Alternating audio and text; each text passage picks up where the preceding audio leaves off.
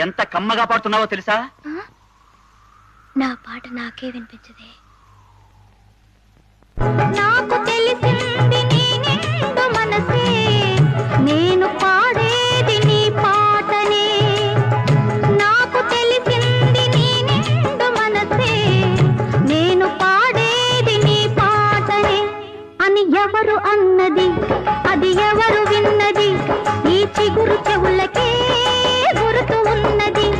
అని ఎవరు అన్నది, అది ఎవరు విన్నది, ఈ చిగురు చెవులకే